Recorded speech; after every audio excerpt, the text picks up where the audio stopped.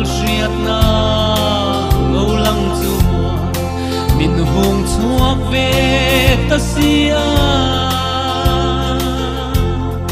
sing nun thlir amoi lo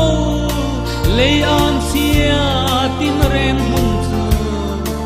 mangai lal pa lo lang na lal pa te kan che na ni tor thama karuat lo leilum thil te hi mo sit le en dong na rel chiat na ka chu katana na ver chu kapa mangai na ni shingun hia do lo ve mangai na lal mangai na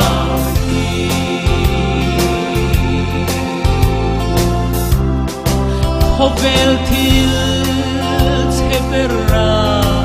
kaloshiat veka mangai lal lolan na katsena anita thil chiate acha thil cha acheta emni chia le cha om chuang lo leilung thil laldan thirin tor thama karuat lo leilung thil te hi mo sit le en dong na rel chiat na ka chu katana na ver chu kapa mangai na ni shingun hia do lo ve mangai na lal mangai na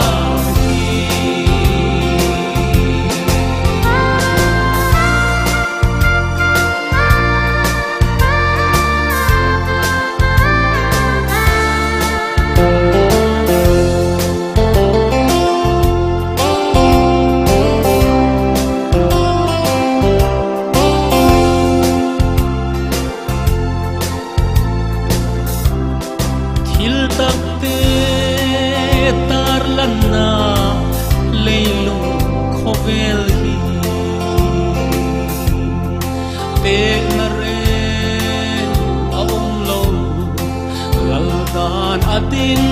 te zong ta lal ram chan ading te chatuan ta kan moi singun hi atak an pui alek ma lal ruat kan ni tor thama karuat lo leilung thil te hi mo sit le en dong na rel chiat na ka chu katana na ver chu kapa mangai na ni shingun hia do lo ve mangai na lal mangai na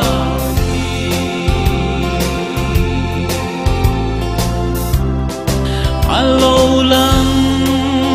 amoye karo chun ram chu lei masa van masa aboral sing nun ram chu lei tharwan thar kan chuan sing chan nun dam lai nge in karo chun sing nun leia lal ram har ading chuak ta